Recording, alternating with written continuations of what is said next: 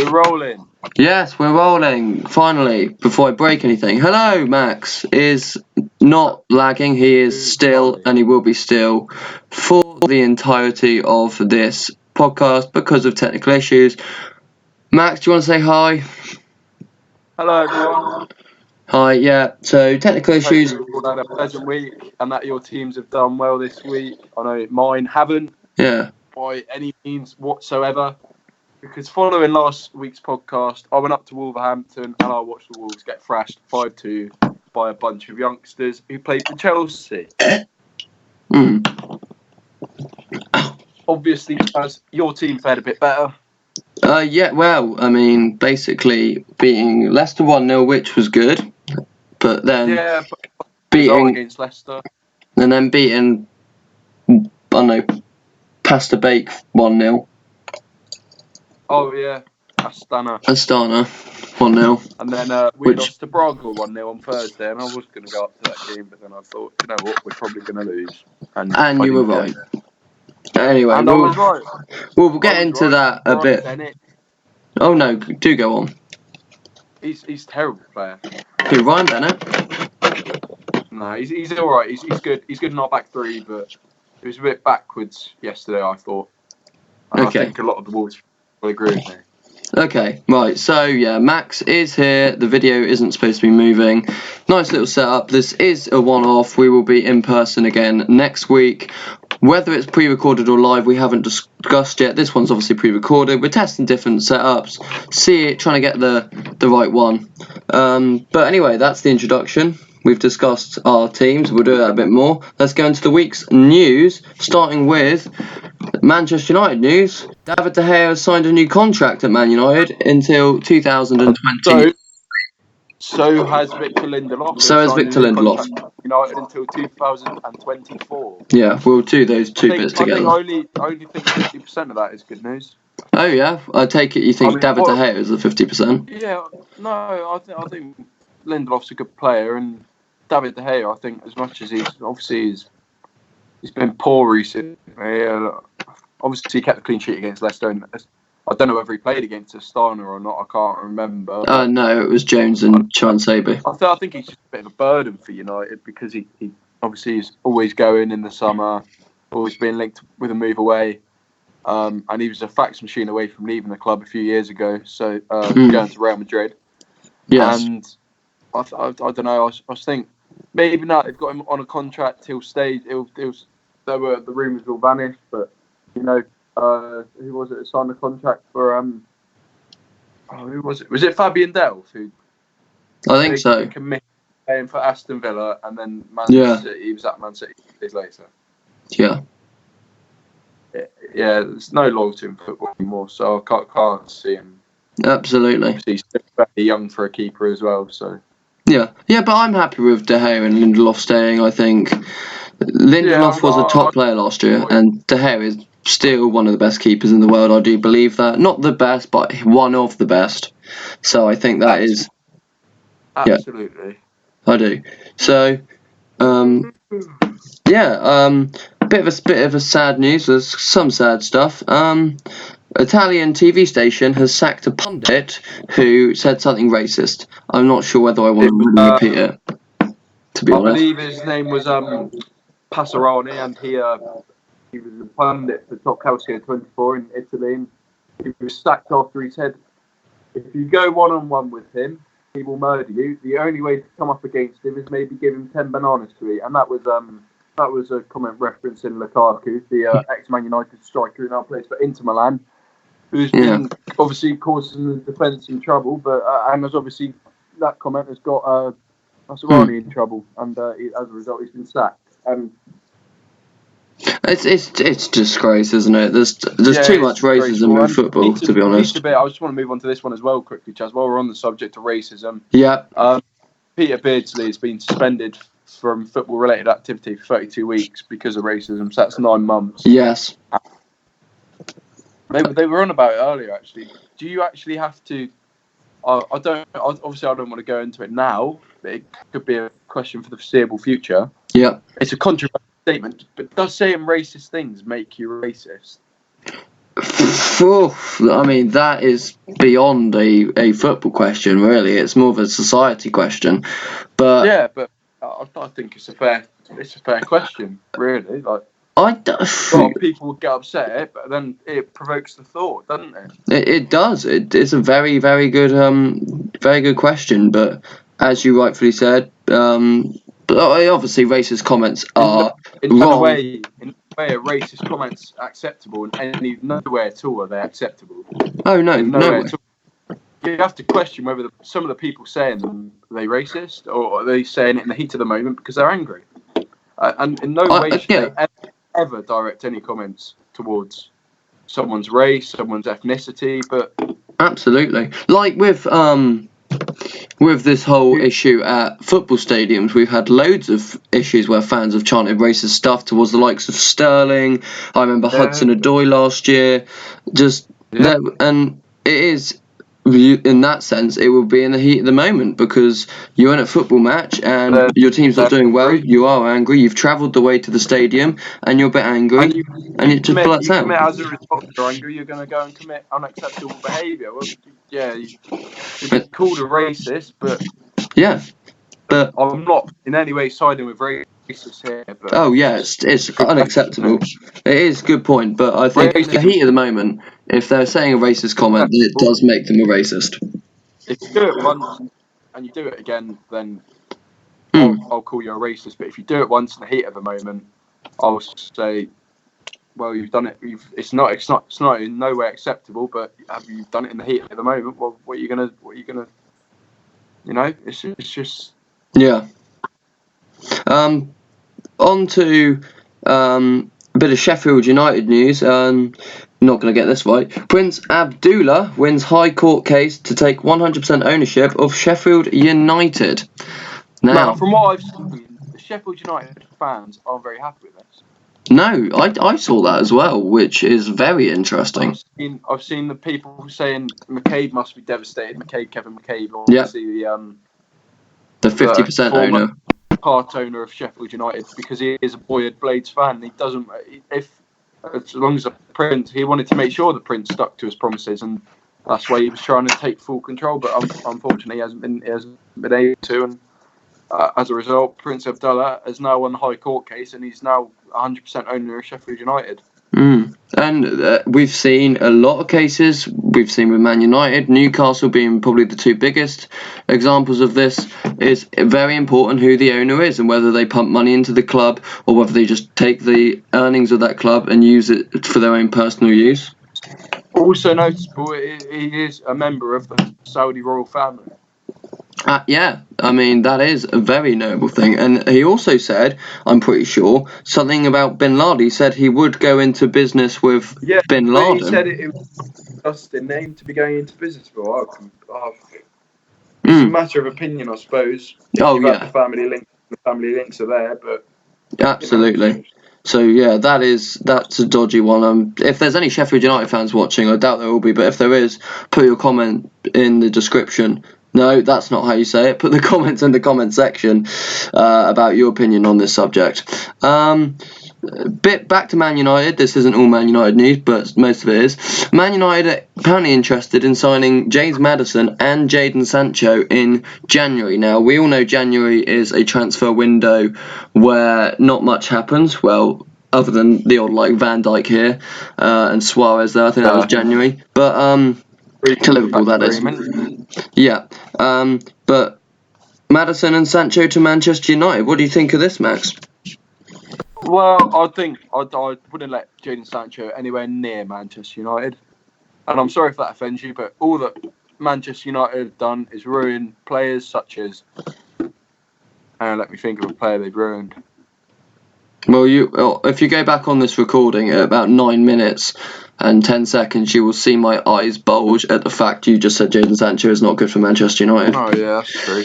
But I don't know. I just don't feel like it's the right move, and he'll have a lot of expectation on his shoulders, and I don't know whether he can shoulder that at the minute.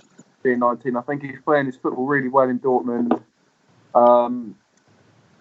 Obviously, at Manchester United, you have to think how many players other than Cristiano Ronaldo have gone on from Manchester United and been successful. It's a very, very, very good point. John O'Shea, Wayne Rooney. Obviously, Rooney's gone on to be successful in the MLS, but Yeah, I think the Depay. MLS is not major Depay. on a major stage like Ronaldo has done. Yeah. And unfortunately, all the comparisons of people that have come out of Manchester United will be drawn to Cristiano Ronaldo because he's the best thing to come out of Manchester United and be sold on. Yeah, absolutely. I think they've ruined the careers of the likes of Sanchez, obviously, Lukaku. Pogba looks to be going that way because he's just been consistent. Absolutely. So it's a big talking point that to Man United's little. Do they ruin these? Because of course they sold Pogba, brought him back. Maybe could have. Don't know what that is, but you know it does have a big question mark over it. Can Man United get these players and then can they develop them further instead of halting their progression as a footballer? Who knows? But I would argue Daniel James has gone on to be quite good for Manchester United since he signed for them, and I would say he's not the same calibre as Sancho, but obviously he had a fair bit of expectation on his shoulders. But I think even so, like, you have to ask yourself, what will he do after he leaves Manchester United? Where will he go and what will he do? True, I think as well maybe he'll end up in the Champions League. It's a tough one to call, really. True, and of course he was at Swansea, so there's that. I mean, Swansea to United is not like Dortmund to United, and as we're saying, Sancho is so much levels above James at the moment. But on James's, James Maddison, the other person interested in Manchester United, I'm very happy with the signing. I think this is the sort of player Manchester United need. Of course, the whole midfield issue. This is a player that is creative and can help United. Yeah, sell Lingard, and I think that will do Manchester United the world of good because I think Lingard. I think they're keeping him on for the publicity at this point because he obviously is very public, very like influential on the social channels. But that's not what you want to see from a player. You want to see desire and commitment. And James Maddison doesn't have a lot of social influence, and obviously he's quite quiet on social media, and he does his talking in the games. And the same can't be said for Jesse Lingard and nearly Marcus Rashford and Paul Pogba because a few years ago they were just as bad, and obviously Rashford's getting worse and it's just this is an interesting point because with no other Premier League team, in my opinion, these players are a brand more than a footballer. You've got Lingard, you've got Rashford, and Pogba, the three examples you said, and they're brands. I don't see any other Premier League club where they've got players who are more. They just get on with the football. They don't have this brand element about it. There you've got big players. Aubameyang, I think, is a big player who kind of is I'm not going to say a style icon, but is one of those brand players. But he's good football. He's performing well. So you don't see many other players out of Manchester United that are all over social saying beans. Like absolutely, you see prank, but that's in an environment where it's on a team bus and after they've won a game. And also, I think it's a relevant bit of news. I haven't put it in the weekly news, but of course, the Mason Greenwood video that came out saying he's had a bit of sexual intercourse with his girlfriend. That's a bit of news for you there. I don't know if they actually went through with it, but that happened. But he put a video out saying that, and people have reacted to that in different ways. People were like, yes, go on Mason. Others are like, is that really a video a footballer should be putting out? I don't know where I stand on it. Just the fact is, he's 17 years old. He's still learning. He's younger than me and you. So I think that is he's still learning. He's still learning, and he scored the winning goal. So it's not affecting his football. I don't think. What did the video actually take it of? He just obviously him and his girlfriend were in a car. I don't know. I think his girlfriend might have just come out of school, and he was like, "Oh, do you have a good day?" And he's like, "Oh, let's go home and do it." Obviously, a bad word, not going to repeat it.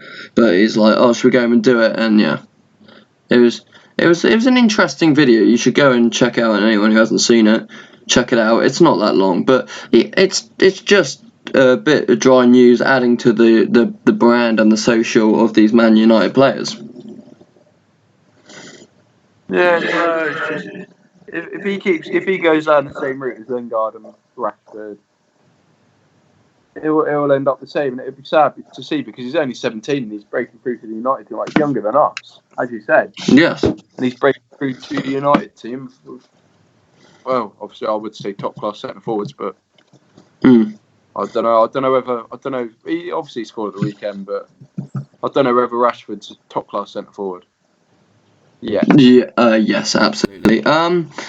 Moving on to a bit of upsetting news for the Manchester City fans amongst you, that being John Stones has been injured for 5 weeks. Now, of course, already got the Laporte injury. Without a lot of first choice centre backs now, Man City, I think that could really damage their title hope. I mean, we saw the dreadful defending Otamendi and Stones did combined against Norwich, which we'll get onto later. But I mean, take one out of the equation, it gets even worse. So, do they play Walker, Cancelo, Fernandinho? I think is probably the most likely choice going there. But it certainly does hinder Man City's chances.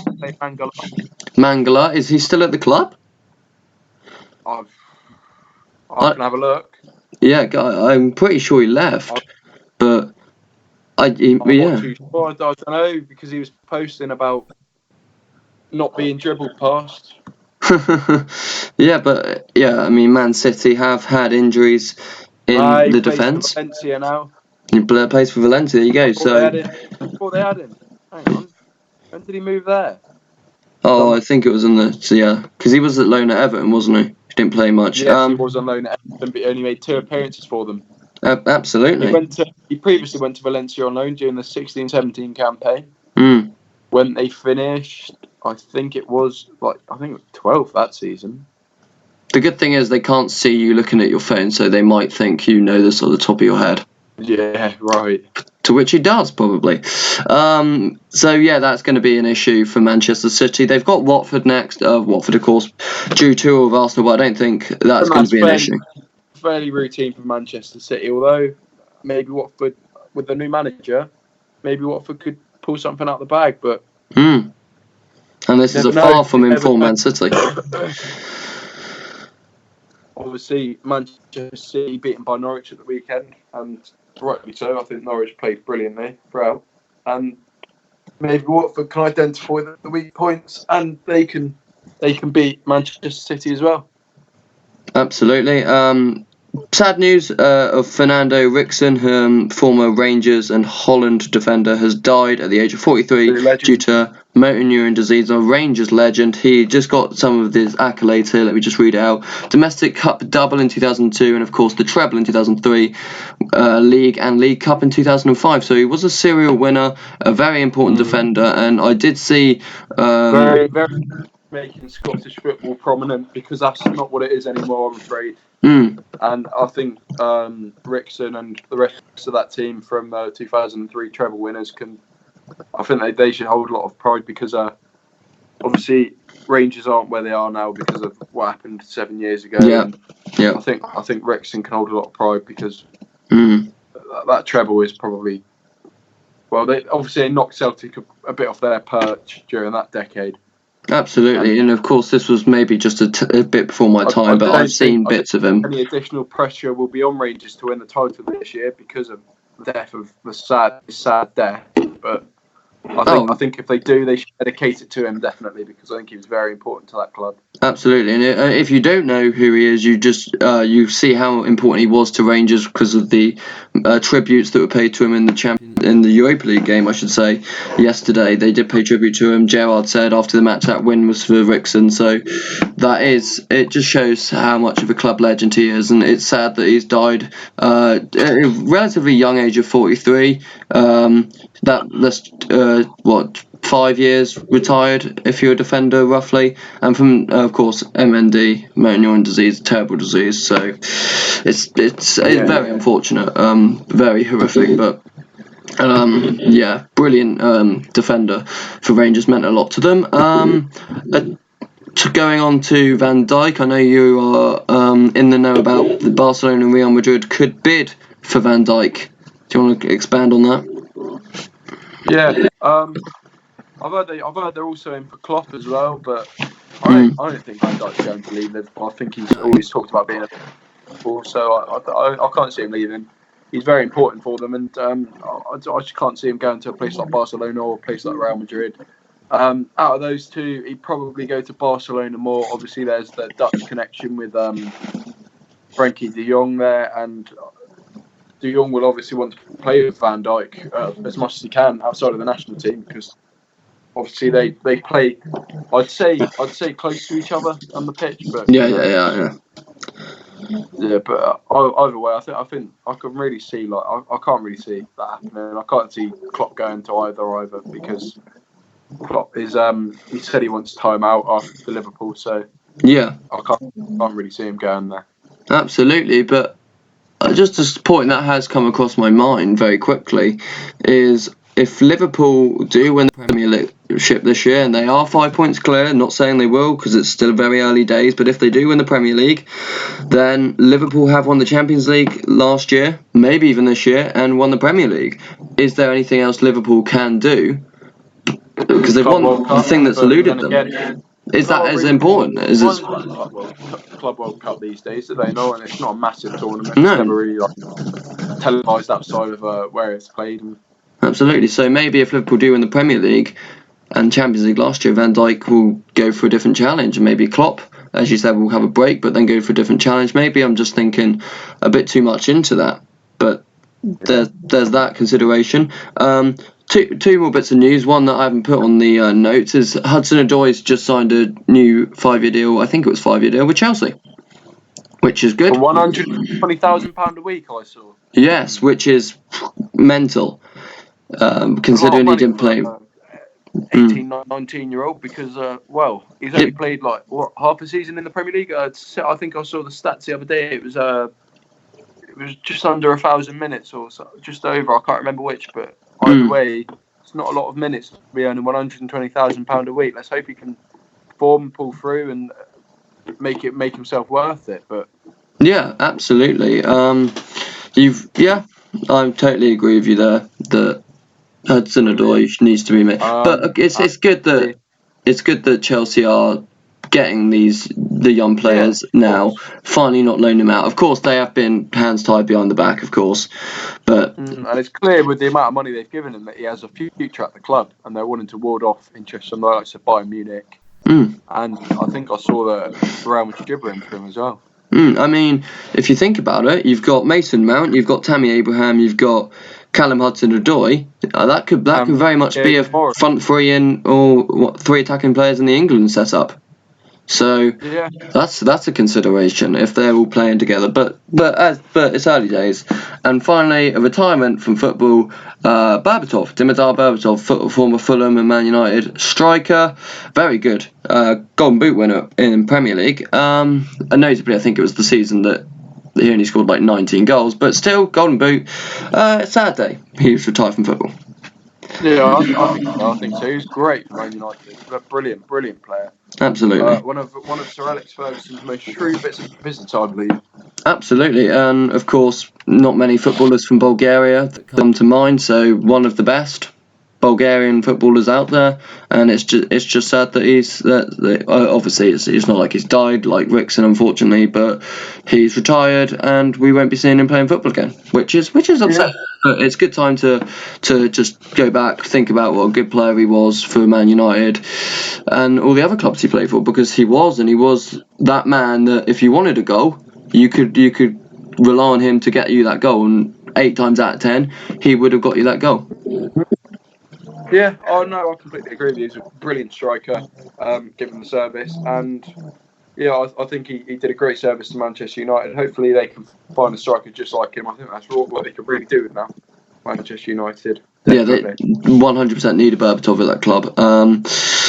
So that's the news. Now we're going to go on to the results of the top 5/League/Champions League, Europa League and Championship. So let's go. I'll read the results and then we can digest which ones we want to. Liverpool 3, Newcastle 1, Brighton 1, Burnley 1, Man United 1, Leicester City 0, Tottenham 4, Crystal Palace 0, Wolves 2, Chelsea 5. 2, Chelsea 5. Sheffield United 0, Southampton 1. Norwich 3, Man City 2, that's the big one. Bournemouth 3, Everton 1. Watford 2, Arsenal 2, and West Ham 0, Aston Villa 0. So I'm assuming you want to talk a bit more about Wolves, but any matches else that you want to really talk about? No? Oh, I don't want to talk about the Wolves at all. I thought Cody looked off the boil. I thought Adama didn't look great when he was on. I didn't think much of that new Vallejo, the defender from Real Madrid. Oh, I yeah, didn't think Jesus. much of Jota either, even though he had a good game last night. I was very frustrated actually with the side itself, because I didn't see much passion in there, like the passion from last season. I think the Europa League's hit us and we're all tired. Absolutely, Europa League takes it out of any club that's in it. But on the flip side, Chelsea, there was goals from 3 from Abraham. Tamori got a brilliant goal. I'm jealous that you got to see that live, and of course Mount. I'm not. I had to hold him down in his seat because he was getting up and celebrating. My friend, the Chelsea fan, came with me, sat in the home end. Yeah. Can't celebrate. Paul going. Yeah, but Abraham hat-trick, getting them goals for Chelsea, which is brilliant if you are a fan of Abraham, even if you're a fan of England, or just a fan of young footballers, really, seeing their progression. So it's really good for Abraham. Mount and Tamori, and I think all of Chelsea's goal scorers are English so far this season, aren't they? Which is very good. I believe they are, yeah. Yeah. You've had Tamori, Mount, and Abraham. Absolutely. So pretty damn good. There is just a very contentious moment we will get onto in the conversation a bit later on. You of course were in that game live. We think you might know what we're talking about. Other performances we're going to talk about. We have to talk about the Norwich Man City game.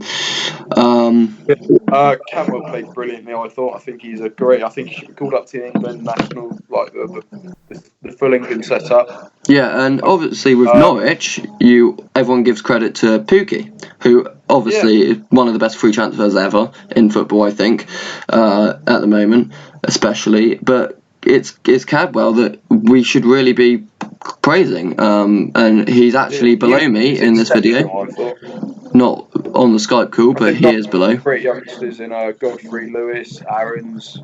I think they're all great, and I think I can really see them staying up this season. Oh yeah, I'm not really doubting Norwich. In fact, I can see them doing what Wolves did. I don't think they'll do what Wolves did. I don't. Honestly, I'd tip them for early Europa League contenders. I'd tip them. I'd tip at the minute. I'd tip Everton, them, and Leicester. Okay, that's fair. I don't think they're at that level yet. I do think they'll get. I think a massive achievement if they get mid-table and in the top 10. Maybe not Europa League, maybe top half. I'd tip top half. As well.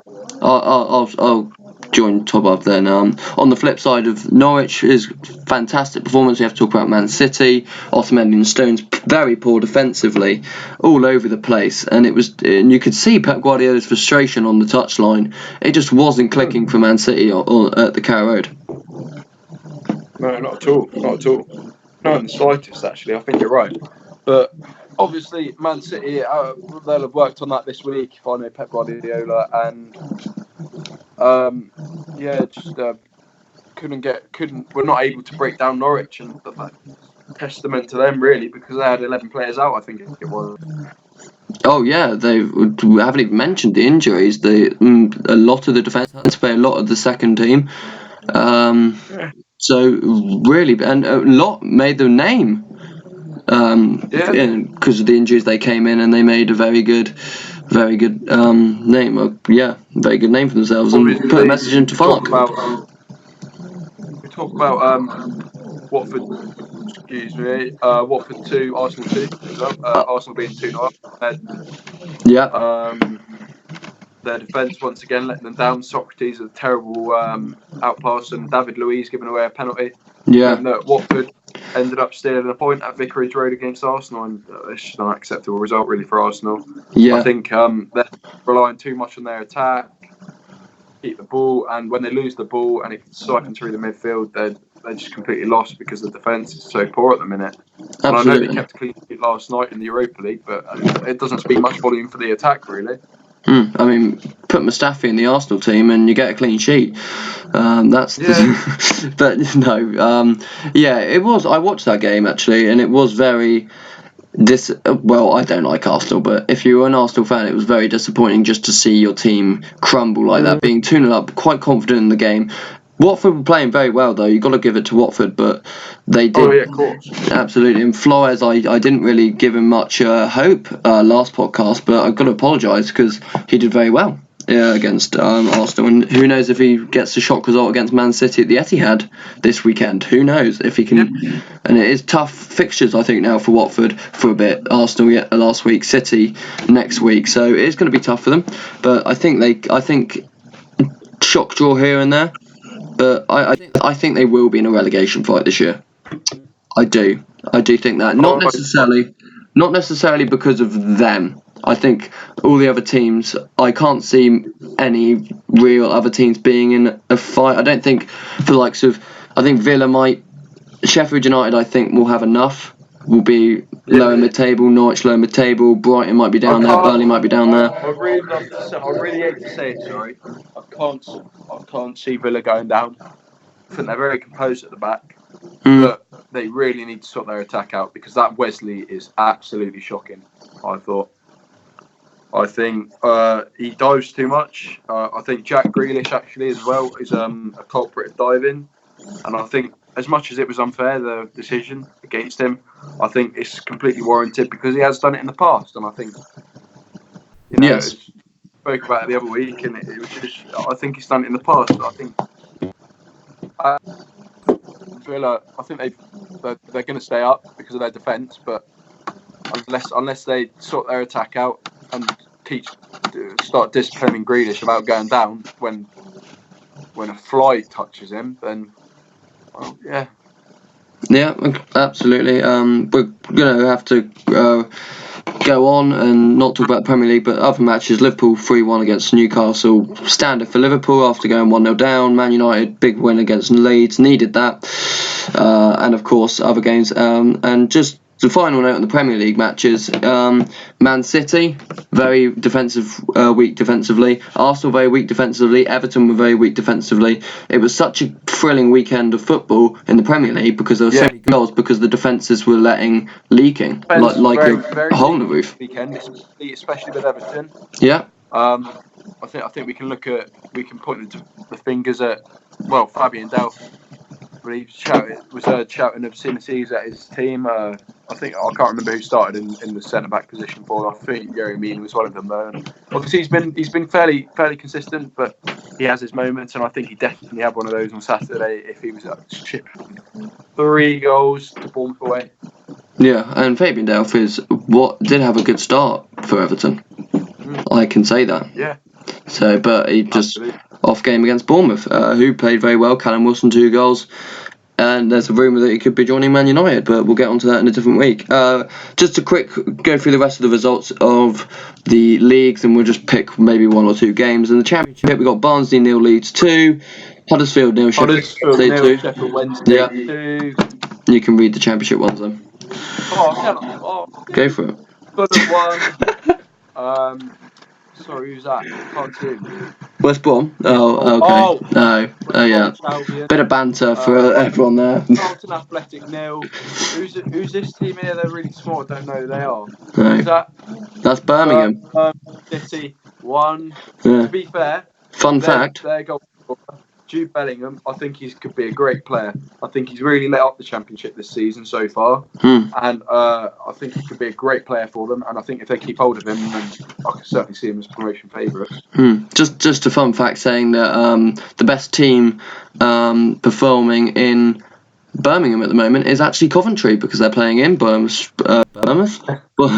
Stadium and they're top of the League One, which I think is very important to talk about for the whole podcast, but we're not. Top of League One, obviously. Exeter City, top of League 2, I believe. I think they are. Swansea and the remaining Championship results. Swansea 0, Nottingham Forest 1, Derby County 1, Cardiff City 1. Yeah, they're just the big results, including some of the big clubs. Neil Warnock. Glatzel getting a penalty for the relegated Premier League side. Yep. Kuko as Derby manager, I think will be good. I think he will come good. I think that was a poor decision. Anyway, I didn't understand it. I don't think he'd done anything that special really, other than his antics in the Eredivisie. But a weak league. Managers have come from the Eredivisie, gone to other leagues, and they haven't done as well. Look at Peter Bosz, the Ajax manager from a few years ago. True. Took them to the Europa League final. Went to Dortmund, and Dortmund were leading the pack at one point, but fell away dramatically, and they only just ended up securing Champions League. Absolutely. In the 2017 to 18 season. But if we look at this, I don't see many teams competing with Leeds this year. They did crumble towards the end of last season. I don't think they'll do it again. I think they've learned from their mistakes. Leeds will. Marcelo Bielsa is an attack-minded manager, and he'll want his players to attack, and by the halfway point of the season, they'll be tired out. They won't have the passion anymore. They'll just be attacking. It just gets tiresome. Absolutely. But an exciting manager, anyhow. Ligue 1. PSG 1, Strasbourg 0. Very good bicycle kick in the 90th minute from Neymar, brilliant. And then he was booed by his own fans, and to go and do that, I think that's very admirable. As much as I don't rate Neymar, as I said last week, that's very admirable of him to do that. Absolutely. And also Monaco 3, Marseille 4, Ben Yedder with 2, and Kite Baldo, and Valerie Germain. And I always thought Germain should have played for Paris, really. The team is cool. Great is based in them, Baldy. Do you reckon he got a header? Yeah, it's a French league. There's not really much to discuss there, to be honest. No offense if you're a fan of the French league. We will quickly move on to Bundesliga. Dortmund 4, Leverkusen 0. Royce got 2. Yes, absolutely. I think, I'm pretty sure he did. Leipzig 1, Bayern 1, and for the life of me, I can't actually remember what the hell this game is. SC Paderborn 0-7-1. Yes. 5. Absolutely. Grace and Salazar, the defender, scoring a goal. Oh yeah. So it's Dortmund and Bayern really, but Dortmund doing very well. They've got a really good team, the likes of Royce, the likes of Alcancer, Sancho, of course. So very exciting for them. I think they could pip Bayern to the post this year. I really do. Yes, I think Sancho's obviously one of the most exciting teenagers, which is obviously why I said he shouldn't go to Manchester United, because I think he'll ruin his career there. Absolutely. Going to the Italian league, Juventus drew 0-0 away to Fiorentina. Napoli beat Sampdoria. Against Sampdoria with Dries Mertens getting a brace. Yeah. Inter 1-0 against Udinese with Lukaku, of course, and Sanchez. I don't know if Sanchez played that game. I don't think he did, actually. Roma for Seoul 2. Sassuolo, wasn't it? Seoul, yeah, I think so. I don't know. Sassuolo. 2, Cristante, Mkhitaryan getting his first goal for Roma. Yeah. Dzeko and Kluivert scoring, and Berardi getting 2 for the away side. And then Hellas Verona. Is that Hellas Verona, Chess? Yeah. Yes, this is for Hellas Verona. Yes, it is. 0, AC Milan 1. Piatek scoring a penalty. A sensational youngster, especially for Poland. Yeah, not much to talk about really there. Roma doing very good. Roma sent out a tweet directed to Arsenal about Mkhitaryan, and I think it was linked to Nicolas Pepe, who hasn't had the best start for Arsenal in terms of getting involved. But yeah, it's Juventus dropping to points to Fiorentina. I think is a big one. Yeah, I think so as well. Well, Fiorentina, obviously they signed Frank Ribery in the summer, and I think they'll be looking to break into sort of the top 4, maybe get Champions League, maybe get Europa League. Obviously, we know it's a bit competitive around that top 4 in Italy. Like obviously, Atalanta got there last year, and obviously smashed by who was Dinamo Zagreb with Orsic scoring a hat trick the other night. Yeah. But yeah, I think Italy could be quite a surprising league this year. Maybe Juventus won't win it this year. Maybe for the first time since the 2011 11-12 season, we won't see Juventus lifting the Scudetto this season. I think that could be interesting, Chaz. What about you? Yeah, it's brilliant when a team that dominates the league for so often doesn't actually win. It gives other teams a chance. I do think Inter, it could be a battle of the Milans. I think both Milans are building very strong. I think Lukaku is a good fit for Inter. AC Milan, I think would be. I don't know. They've been building for a while now since their new owners came in, the Chinese owners, and I think they could go on and do something very good. AC Milan, they're building something good. Obviously, Gattuso isn't there anymore, and who's the manager now? I believe it's who is it? He used to. Oh, who was it, Chaz? The name's gone. The name has gone. I will quickly. I know it is. Do a Google. He used to manage a Spanish team. Who is it? Marco Giampaolo. I think he was a Spanish manager. He was a manager of a Spanish club. He was indeed, and I don't know much about him, to be honest, but I do think, I know probably a good fit. Obviously, he is the. Well, yeah, he managed. That's who he managed. He managed Sampdoria, and he took them quite high up in the table last season. Obviously, Fabio Cagliarella being the top scorer and one of the top assists in Serie A. A notable team in the La Liga. Cristiano Ronaldo. So, you can take a lot from that, and hopefully he can replicate that kind of form in Milan. With Milan currently sitting. Where are Milan in the table of Serie A? They are. I think they're relatively high up there. Milan are currently.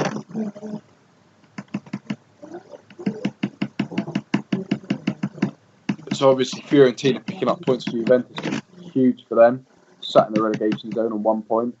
Whereas Milan are 7th, having won 2 of their 3 games and lost 1 with 6 points, just beneath Torino and Atalanta.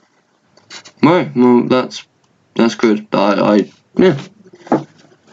Very interesting. I think the Serie A doesn't get enough credit. I think a lot of people do say it's a Juventus league, but I do think there's a lot of good teams. Napoli, Roma, and both Milans, I think, are very good in that league. I'd like to point out as well, Sampdoria also bottom of the Serie A. I think Cagliarella hasn't had a shooting boots on as such this season so far, as they've only scored 1 goal. And I'm guessing, I'm not sure whether. No, he's not even on the top goal scorers list. So that is shocking.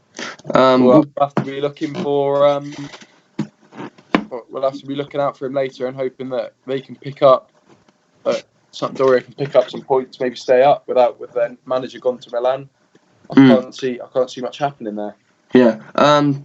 Quick skip over to the Spanish league and league. I can't even say it. The Liga.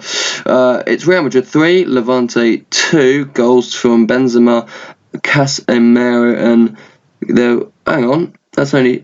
I think who got 2. There was a goal for Real Madrid somewhere. Benzema got a brace at the weekend. Brace. That's it. Casemiro got 1, and Mayoral, the former bet, I believe he's former Real Madrid, I believe he's on loan. He is on loan. Levante, he scored 1, and Melero scored the other. True that it's because sometimes on loan players can't play against their parent club. So interesting, he hasn't even scored. Obviously, Real Sociedad winning 2-0 against Atletico Madrid. Shock. Big result for and a huge blow for Atletico Madrid's title. What's the word, Chaz? Challenge. Title race, title hopes. Real getting on the score sheet. Odegaard. No, obviously that would be a big blow because Sevilla are now top of the league and Barcelona sitting in, I believe it's 5th after a 5-2 win against Valencia, with Ansu Fati getting a goal and an assist, and De Jong getting a goal and an assist, and Luis Suarez bagging a brace, and Gerard Piqué also on the score sheet for Barcelona. That fatty kid is very, very inspiring and very exciting for the Barca fans. Seeing Fati progress, to be fair. Yeah, I'm looking forward to that. Let's hope. Yeah, let's hope he's not on the Odegaard thing and was a big talent and then maybe had a dry patch and didn't really. But Odegaard's still got time. I think that Fati will do well. I think that Fati will go on to do well at Barcelona. And I hope those aren't famous last words, but I do think that Charlie, that Fati will go on to be a key player for Barcelona in the future. Could be a club legend, like we've had Iniesta and Xavi. Messi's coming to the end of his illustrious career. We could see Fati be one of them. Yeah, and one club he has a few years left in him. He's got a good 12 or so years. At 16 years old, where he can hopefully build on from his career and not be a failed wonder kid like Munir, Ojan, yeah.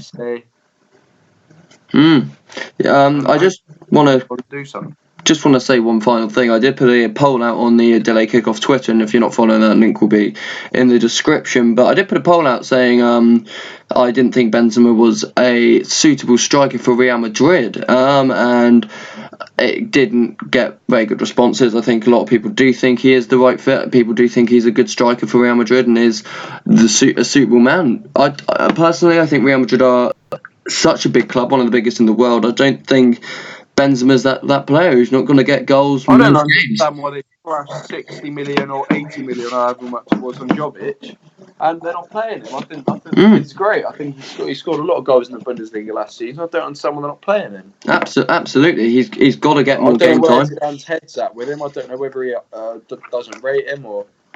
I'm not sure, but Hazard came back obviously for his Champions League debut last night for Real Madrid, and it was just well, Real Madrid are a team in crisis at the moment. Talking about Champions League, let's just go through them results quickly. We've got Lyon 1, Zenit 1, Inter 1, St. Petersburg 1, Depay and Asmoon with the goals.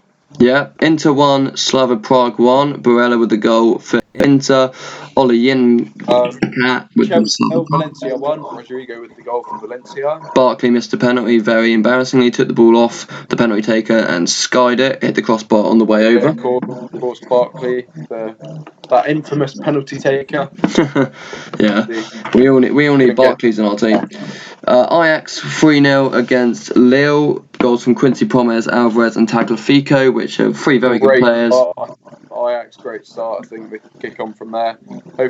Maybe obviously get out the group, and obviously that's quite a tough group really, because you've got Lille, Valencia and Chelsea there. But hopefully they can kick on, get out of it, and make it through to the knockouts for a second consecutive season. Yeah, and maybe they can go on an incredible run that they did the last time. Only I'm not sure that now. Obviously, De Jong, engine room. Is now at Barcelona, and De Ligt, obviously a solid centre back, is now at Juventus with Ronaldo, who actually drew, didn't they? Yeah. Juventus. 2-2 with Atletico Madrid. Blazo Matuidi, Cuadrado, Herrera, and Savic getting the goals respectively for their sides. That was apparently an exciting game. I didn't watch it because I was watching the PSG Real Madrid game on the Wednesday. Not great result really for Juventus. Well, no, it was a good game. I mean, as in it was a great game, but not great for the neutral. Juventus obviously looking to go on and win it this year. Yeah, I think they personally can. Other notable results: Dortmund 0, Barca 0. One of the highlight games on paper, but didn't really show. I've got to be honest. Ter Stegen saved the penalty. I thought it was going to be a battle of the greats. You know, Messi coming on in the 59th. Sancho obviously being there, Royce missing the penalty because Ter Stegen saved it. However, there's a bit of controversy there, and I think we'll get onto it. Are we getting onto it in the? I think you can add to it in the conversation. To be honest, yeah, I think we should talk about it in the conversation. The penalty that was Marc-Andre Ter Stegen, the Barcelona goalkeeper. Oh, the feet off the yeah. Totally agree with you there. Other notable results, just quickly go through them to get this over and done with. Napoli 2, Liverpool 0. Liverpool poor start. That is a big topic in the conversation, so we'll get onto that. Poor start for the defending champions, a massive topic in the conversation. Shows you're absolutely right. Big thing is the fact that a lot of the Champions League teams who have gone on to win the Champions League haven't necessarily won their first game. Liverpool didn't do it last year, Real Madrid didn't do it the year before that. So there is that theme of if a team loses their first game, they often go on to win the Champions League. That's don't really see much correlation there, but it's just a fact, just to keep Liverpool fans' hopes up. But it's one game. They lost to Napoli last year and won the Champions League, so no hope lost. In the other game, Salzburg 6, Genk 2. And a hat trick there. Obviously, his father, a well-renowned figure. Yep. And yeah, Holland's already been linked with Manchester United, so we'll see where that goes. Yeah, absolutely. Just to wrap up the other English teams, Man City beat Shakhtar 3-0 away, and Tottenham went to Olympiacos in Greece and drew 2-2 after being 2 goals up. So, a bit disappointing for Tottenham. Man City routine victory after the 3-2 loss to Norwich. We'd expect that. Not really much to digest there, but Tottenham disappointing. No, absolutely disappointing for Tottenham because, well, that's a lot of teams obviously have gone to Olympiacos and not gained points. Like even Man United under Sir Alex Ferguson weren't able to get a point there. But at the end of the day, obviously Tottenham were 2-0 up there, and bottling to that level obviously is your Tottenham standards. And Harry Kane came out and said, "Oh, we haven't learned from our mistakes," but at the end of the day, it's something you've got to do as players. You've got to recognise your mistakes, you've got to build from them, not capitulate after being 2-0 up. And obviously Tottenham have been doing it for years now, so they've really got to get a grip. And I know I'm obviously stating the obvious here, I'm not looking into it that much, but that's all you can do in this situation because, well, to put it simply, Tottenham are rubbish at the minute. They are. Champions League, their form, 4-0 against Palace is great, but to lose against Newcastle in the fashion they did, and obviously 2-0 up against Arsenal and capitulating, they'll definitely be looking for a response at the weekend, I think, when they play at the weekend. Obviously, who have they got at the weekend, Chaz? Tottenham. Yes. They have, leave it with me, it's coming. Who? It's gone. It's on the tip of my tongue. I can't think, honestly I can't.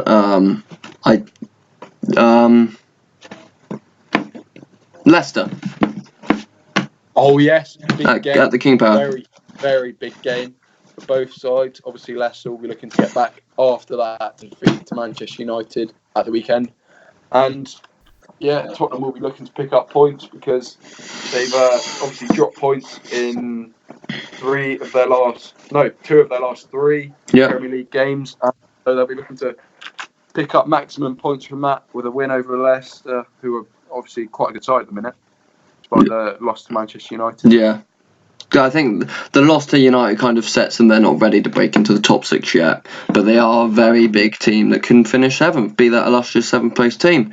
So that's all for the Champions League. We've kind of talked a bit about the Europa League. We are a bit running out of time, so we have gone on about United and Wolves in the Europa League. Manchester United beat Astana from Kazakhstan, I believe, 1-0. Yeah.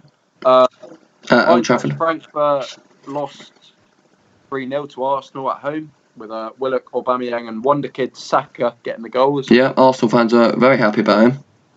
Yeah, definitely. I think he was amazing when he played. I watched the game. Obviously, it was on before the Wolves game, and I watched the game. I thought Saka was a class when he played. Brilliant player, obviously.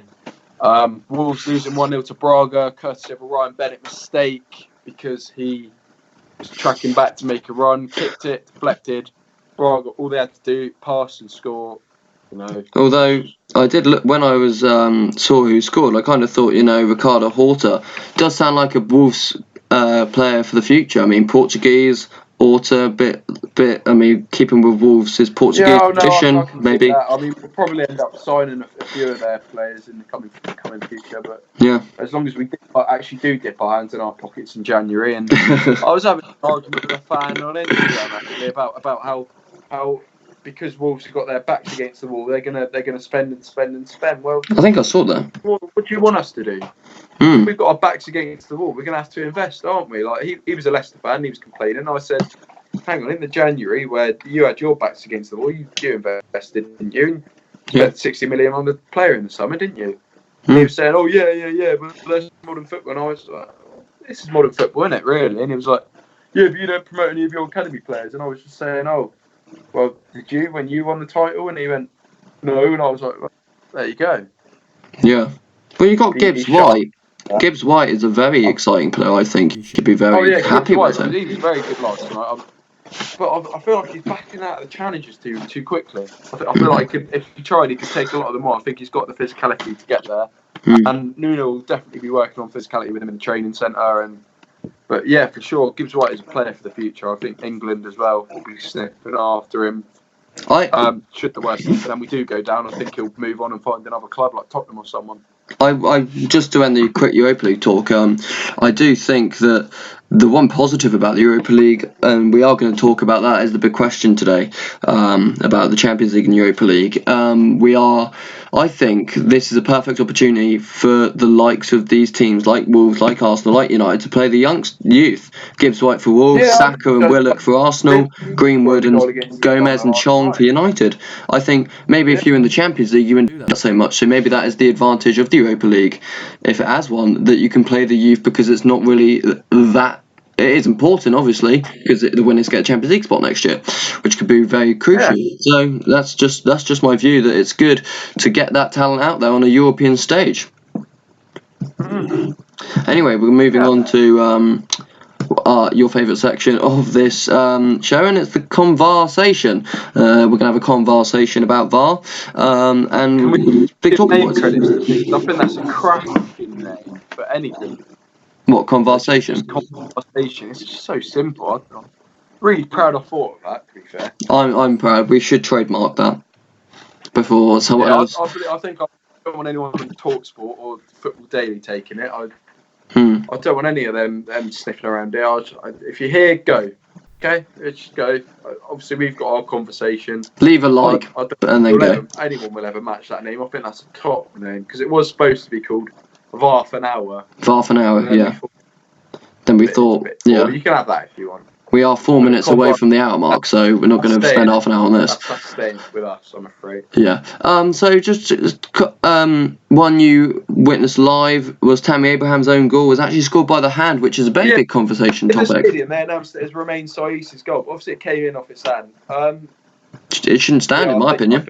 They probably waved it because it ended up in the net. And obviously, if the player's interfered with his hand, it's a penalty. But I think it was past. I just think it was past the net by the time it interfered with his hand. And if it's gone past anyway, then there's not a lot the ref can do. He's not going to disallow the goal and pull it back to the penalty spot. I mean, the goal's been scored fair and fair. He's not stopped it. He's not blocked it in any way. So absolutely. But if in the case that he did score with his hand, whether it's a goal or an own goal, it should be disallowed. Absolutely. McBurney goal ruled out for offside. I'm not really sure why I included this one, because it was the right decision. I think we do have to include when VAR gets it right, not as well as wrong. Just a rare opportunity, got it right. He was offside. It was quite a close decision, so it was hats off to VAR for that and changed the game. Sheffield United were 1-0 up and lost 1-0. Yeah, I think VAR actually did quite well there, to be fair. Being a Wolves fan, obviously I'm not a fan of it, disallowing our goal against Leicester, checking it being United, even though it wasn't an issue. But no, I agree. I think fair play to him, the officials in the VAR room there, because they got it right. There's not a lot they could have got wrong, to be fair. But the Napoli penalty, I think, was a disgrace, because it's clear that was it Callahan, wasn't it? Was it Callahan that dived, or was it Mertens? Callahan. Yeah, it was Callahan. It was blatantly dived.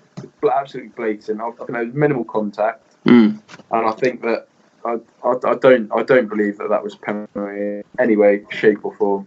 I think the referee should have gone to VAR straight away. Yeah, I don't think he actually, because I think there's obviously two versions of VAR. You can hear it in your ear, or you can go to the screens. And I think in that instance, if you're not sure, I think you should be going to the screens. You should be checking, because at the end of the day, it is the opinion of the referee on the pitch, and he should be able to see it over and over again. And this is the Champions League. It's the biggest stage for club football. Yeah, so it's the biggest stage in the world. I think it's the Club World Cup, but at the end of the day, VAR is gonna have its faults, and this is one of them. It has to be checked in this case. Yeah. All the Liverpool players go for it, and if you've got it, you might as well use it. That's my point. Fell on deaf ears, and I think VAR actually it's essential that it's used here. Yeah, absolutely.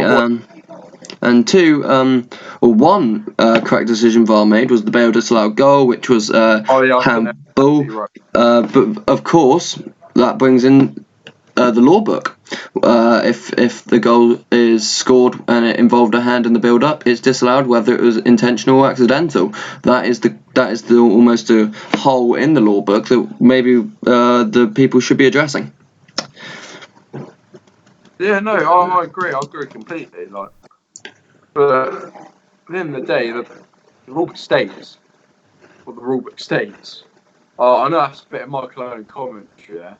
Yeah. But the VAR clearly follows the rule book, and it will be used where and when the referee feels right to do so. But I don't know whether it's a tough one there, obviously, because I've seen it. I didn't see it clearly enough to see it like give an opinion on it though. So I'm going to hand the reins over to you for that one, Chaz. But I personally feel I think it was a correct decision. Oh yeah, it was a correct decision, but a question to the law book. Finally, Karim Benzema disallowed goal. This was an interesting one because I don't know if you saw it. Do you see it? I thought it was controversial. Yeah, because the player didn't actually get involved with play, did he? He left it, and he was offside, no doubt about that. But this comes in because we question VAR whether it was offside, but not often if the player's in play. Real Madrid fans, if there's any English ones there, they're going to hate me for saying it, but at least VAR's actually catching them out now because last 3 times they've won the Champions League, they didn't get there fairly at all. Yeah, true. Not at all. No, in no way, shape or form should they have been in those finals and should they have won them. Look at Sergio Ramos, 2016-17 diving. Yeah, that's disgraceful. I wouldn't be able to look anyone in the eye doing that. I think it's embarrassing, especially in front of the biggest audience. You have to be glad the VAR's brought in because it cuts out the diving. Obviously, Daniel James portion for it in the Premiership, but it's a disgrace. Like it's like the way they use it sometimes. Like the Napoli penalty, I thought that was a joke. Yeah, absolutely. I thought it was a joke when he gave the penalty. I thought, oh, hang on, no, this has got to be a joke. But then, what are you going to do? Do you know what I mean? Absolutely. So yeah, I think we every week for about 5-10 minutes we will have a conversation about VAR and just talk about the goods and the bads because it is brought in. I think football is better than it because it has been brought in, but they need. It's going to take a few seasons, maybe even years and years to really iron out and get it spot on how everybody likes it.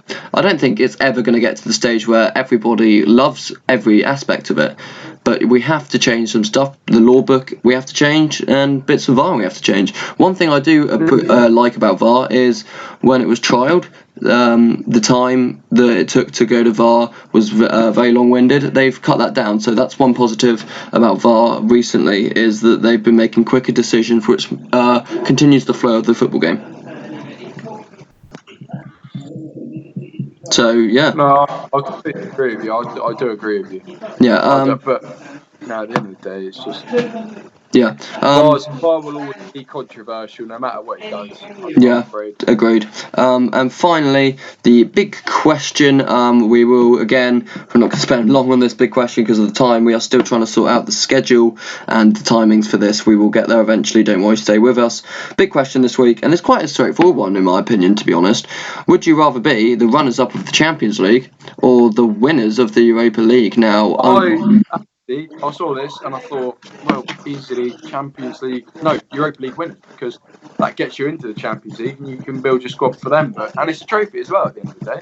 Yeah. Like if you fail to reach the Champions League, this is the scenario. If you fail to reach the Champions League in the league, but you get runners up in the Champions League, do you make it thereafter? What was that, sorry? Would you, if you won that, if you came runner-up in the Champions League, but you didn't get Champions League in your league, you didn't even get Europe. Would you get Europe the next season? I think if the Champions League winners have qualified for the Champions League in their respective league, I do believe so. It's the winners, so it's absolutely not like. It's true. True. There's no way that. I haven't thought about that. That I'd rather be a Champions League runner-up than a Europa League winner because absolutely the Europa League, as much as it's seen as a Mickey Mouse trophy by some, it's a trophy, isn't it, Chaz? Yeah, absolutely. Absolutely. Champions League, obviously, such a big stage. Runners up at Tottenham were last year, and it just goes to show. This might not be much of a relevant point. I'm going to say it anyway. Last year's Champions League runners up, Tottenham. Last year's Europa League winners, Chelsea. Who finished high in the Premier League last year? Chelsea. So it does show that. Okay, you're in the Europa League and Champions League because of the actions and the performances you've done in the season before. But I'd much rather have a bit of silverware. I was, when United won the Europa League in 2016, I was happy. The first thing I'd want is to win a trophy. Like, I wouldn't care about the wages. I just want to win a trophy for the fans. Like, that's all the fans want, isn't it? Yeah, absolutely. And same with, of course, with Arsenal United, and I don't think this necessarily applies to Wolves because they're not really battling for Champions League. But if you're one of the top 6 in the Premier League, especially, and you're trying to, and you kind of miss out on the top 4, there is trophies in the Champions League, aren't you? Yeah. Not in the Champions League, Europa League. You're going to be after trophies if you're one of the top 6. So to win a trophy is obviously quite prestigious. Yeah, exactly. And if you miss out on the Champions League last year, yes, it's gutting. Yes, it's maybe going to affect your transfer business in the summer. I think that did occur for Man United, especially in signing a big midfielder like Bruno Fernandes. But that point aside, I do feel that if once you're in the Europa League, once you've got over the fact that you've got to play on Thursdays instead of Tuesdays and Wednesdays, you've got to play in the Mickey Mouse Cup, as everyone calls it. I do think once that kind of depression is over, that you haven't got it in the big leagues, you're going to crack on, you're going to play the youth as we discussed earlier, and you have to win and go far because you're in the tournament. I completely agree with you. I completely agree with you. Yeah, so a big question we agree on. Yeah, there's not a lot that you can really say on the topic other than if that scenario ever came up, what would you rather be doing, playing in Europe or just missing out, but saying, oh yeah, we got to the Champions League final? Yeah, absolutely. So I'd much rather Europa League winner. I'd rather Europa League as well, because it's a trophy to celebrate. It's something you can give the rival fans about, as much as it's not an important one. But we had the Chelsea fans singing "We've won everything," and they can say that if they won the Europa League. Yeah, exactly. Yeah, it still counts as it's not the big 4, but it does count as a big trophy because it is. They're not the kings of Europe. Liverpool would be the kings of Europe. They won the Champions League last year, unfortunately. But I do feel that if you win the Europa League, you are one of the best teams in Europe. But another quick question, just to round this topic and this podcast off, is if you win the Europa League, where does that put you? Is the winners of the Europa League maybe Champions League semi-final standard? Are they as good as teams that have got to the semi-final? Say if Real Madrid got to the semi-final but got knocked out and Chelsea went on to win the Europa League, do you feel that Chelsea are better than Real Madrid in that season because Real Madrid have faced tougher opposition and have got to the semi-finals?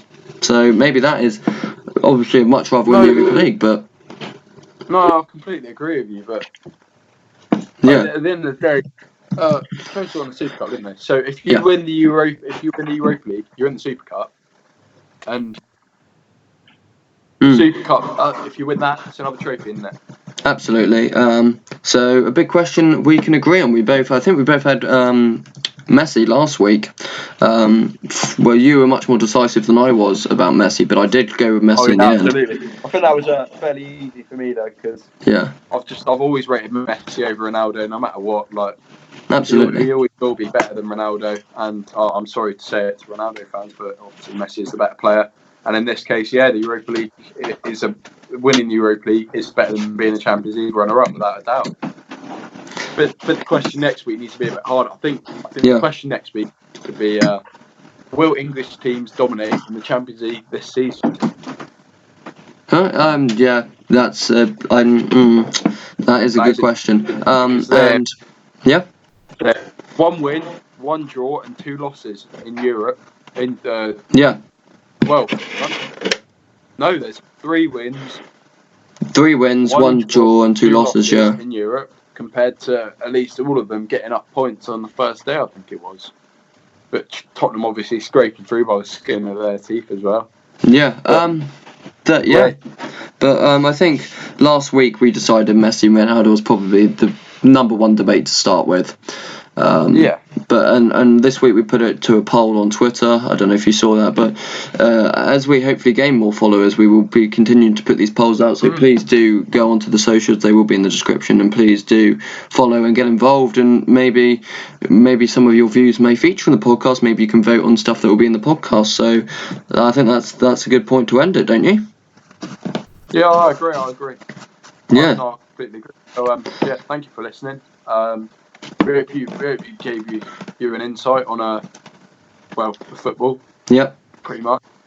Obviously, it was a big weekend, and we gave you a good insight on the football. Our opinions. Obviously, I think there's going to be a fair few Villa, Man United, Chelsea, and Real Madrid fans not liking me after this video. Do you know what? At the end of the day, what I'm going to say is going to wind people up. So especially your love for the Club World Cup. I don't think many people quite love the Club World Cup like you do. In my club at the minute. Look at the state of my club here. I've got to take out someone. Absolutely, and that is, at the end of the day, there is banter involved in this. So thank you for watching. Leave a like, do all the whatever YouTube stuff, share, comment, subscribe, like. Brilliant. Thanks, follow the socials. guys. Thank you, and we'll be back next week in a more suitable setup, I do believe. Hopefully, fingers crossed. But do keep across the socials, and we'll keep you updated on that. Brilliant. Right. Well, goodbye. Yes. Thank you for watching. Thank you.